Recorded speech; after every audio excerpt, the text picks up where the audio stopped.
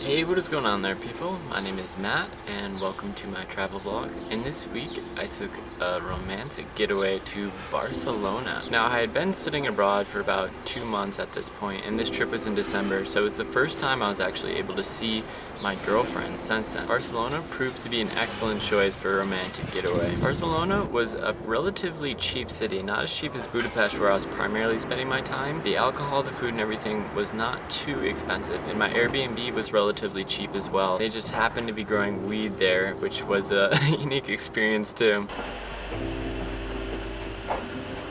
Now, our first stop was the Gothic quarter. This is definitely a very touristy place, but because we're in the winter, it wasn't too bad. It's extremely picturesque. There's a ton of alleyways and stuff that you can just get lost going down. A lot of really cool shops and painting places, and obviously because it's the Gothic quarter, there's going to be a lot of cool historic buildings there. Our first meal there was at this place, Los Caracoles. Definitely a really nice restaurant and quite expensive, but because we hadn't seen each other in a while, we decided to kind of ball out. And this was actually where I got scammed. One of the very few times I got scammed when I was in Europe. We ordered this seafood dish and it was pretty expensive. I want to say like 40 euros or something like that. And we just planned to share it, and the waiter just told us, no, it's very small, you need to order something else too, like you guys are hungry. And so reluctantly we ordered just a vegetable dish that went with it. Both were very delicious, but when the plate of the seafood came out, it was massive and plenty of food. So I was pretty spiteful about that, but it was a good taste of some of the Spanish cuisine. That is definitely one of the best parts about going to Spain. In the Gothic quarter, one of the cool places was the Cathedral of Spain. Just from the outside, it was a very grand and nice building. Now, unfortunately, we didn't really, because we had just gotten expensive dinner and stuff, we didn't want to spend the money to go inside. You know, you can't do everything when you're traveling like that, traveling on a budget. Outside, they actually had a Christmas market, which was kind of weird because it's a warm weather place.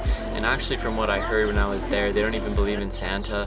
They actually believe in a kind of like witch that flies around on a broomstick. Next, we went to La Boqueria. Now, this was probably one of my favorite things. I love going to markets whenever I go to a place like this, and this was definitely a famous, well-known, and super cool market to go to. It is pretty crowded, but you can find some nice treats for relatively cheap. We went back to this place several times, but on the first time we got some meat shredded off of like one of those actual you know, fermented legs, which is really good in cheese, and it was only 2 euros for like a little cone of it. Now, one thing that was a little bit of a drain on the trip, because we were going at the end of November, it was actually quite cold, and I really feel like Spain is a warm weather place, and I just felt like I didn't get the full experience kind of being not in the cold. Also, because my girlfriend was fresh off of the airplane, she actually got really sick there. And that's another thing about Spain's culture that is, you know, not very significant, but that I noticed is that people there aren't really, you know, cognizant of germs as much. People cough right in their hands, they'll cough in the open area. I even had like a little kid coughing on me when I was walking by. Places like Granada, you have to bring your own toilet paper and stuff like that. So just keep that in mind. I feel like it's pretty easy to get sick when you are in Spain. And we finished out that afternoon at, I believe it's Ciutadella Park. Now, this is a really cool kind of park to go in. They actually had a zoo. We didn't know that when we were going out exploring, but it had some really cool stuff, a really nice fountain covered in gold. Definitely a cool place to check out if you're walking around the city. That night we went to Camp Paixano. This is a place that I have to recommend, and I really love this place because it's definitely a local place, and what it's special for is they actually sell homemade champagne for $2 a bottle during the day. So stop by, get yourself at least 2 bottles of champagne. It's absolutely delicious. Bitacora was also a really cool local spot that we found. It's kind of small, but it didn't seem to be too busy. Definitely try their vermouth cocktail when you go there, but they've got cheap drinks, cheap food, and it's a really nice spot just to hang out during the night and get something to eat. Yeah, just chill, because really the Spanish culture is all about just chilling, drinking, and eating food, and that's definitely something you have to experience at some local places. Why do you guys doing my videos with your videos? And we bought a beer, and then we also got a 75ml beer. It's like a bottle of wine, but beer. Very cheap, and it's very good.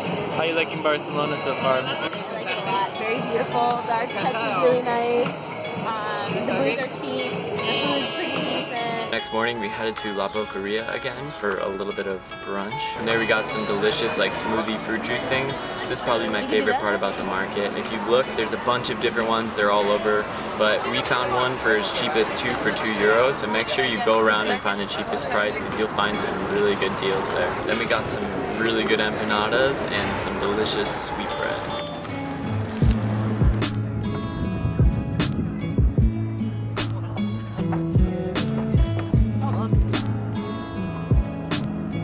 Now the next stop we went to is the legendary Sagrada Familia, and this was definitely one of the highlights of Barcelona for sure. It's a place you have to go to, and also it's a place that you have to go inside. I understand it's expensive for budget travelers, you might want to shy away from paying 20 euros or whatever, but it's a necessity if you're going to Barcelona. Now they've been working on Sagrada Familia since 1882, and they don't expect to finish it until 2026. But for the first time, I believe in the past couple of years, they finally kind of finished the inside area. So there's really nice marble floors and everything like that. And honestly, when you're inside, it feels almost like you're on the inside of a bone. It's completely bizarre. And meanwhile, the outside looks like it's, you know, part of a sand castle. So it's a really, really unique, and it absolutely is something that you can't miss. I also recommend going early in the day or late at night near sunset so you can see some of the sunlight going through some of the stained glass windows. It definitely was super cool to see that because there's stained glass all over some of the walls. And also there was a little museum in the basement that it seemed like a ton of people didn't realize you were there. And if you're paying, why not get the full experience and learn more about the actual church, so make sure you don't miss out on that. I visited a lot of churches in my time in Europe, and by a lot I mean a lot, but Sagrada Familia definitely stands out. So after that we walked out to an absolutely beautiful sunset, and just seeing the church and that sunset was definitely something special, that's for sure. At that point we got a recommendation from a local about you know, just a local place to get some paella. Definitely something you have to get while you're in Spain. I don't remember the name of this place, but it was, you know, we were only one of 2 people, and this guy who owned the restaurant whipped us up some paella. Took a while because he was making it fresh, but god damn, it was delicious. Did you think I'd forgot you? Perhaps you worked on that.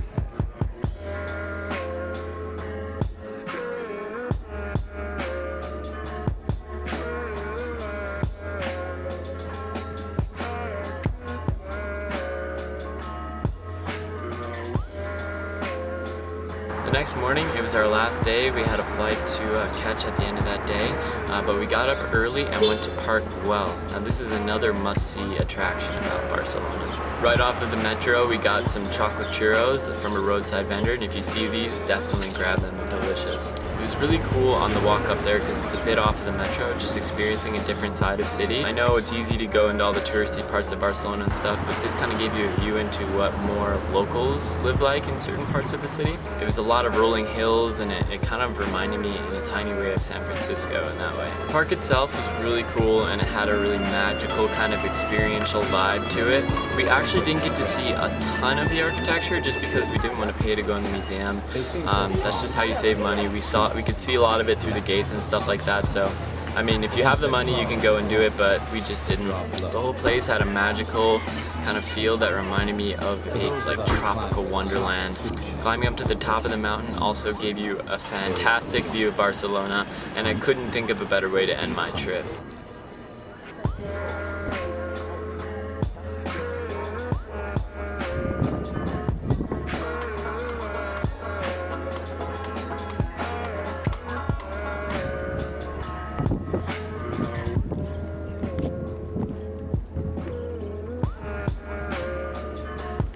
Yeah, so stay tuned after this to catch some of my adventures while I was in Budapest, but that's it for Barcelona.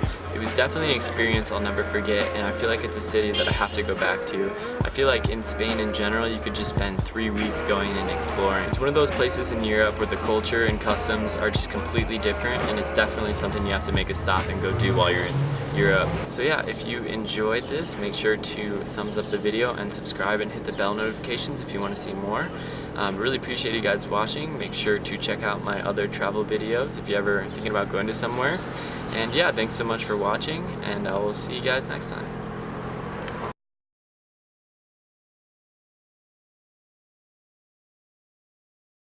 No,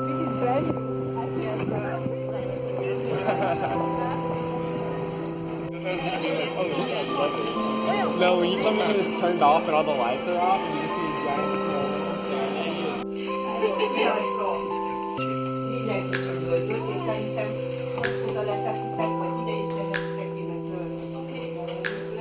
So you can take.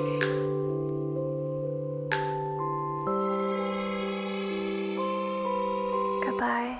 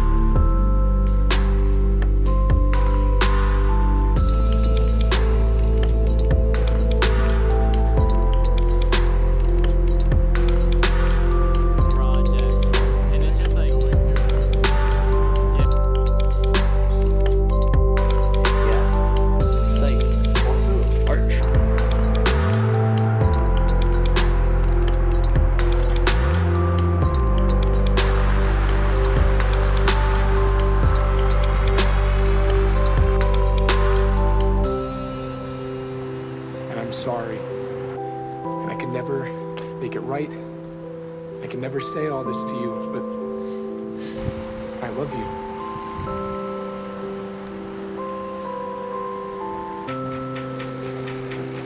I will never hurt you. Yo, it's your boy Nathan here at the Geller Bath House. Alright, so we got in through the hotel entrance where all the hotel guests stay at. We walked in, they profiled us pretty hard. They're like, hey, what are you doing? And then we said, room 105, bitch. And then we kept walking. We got up 2 floors, put away our coats and our backpacks, and then walked into the bath. And, how much did we pay? We paid $0.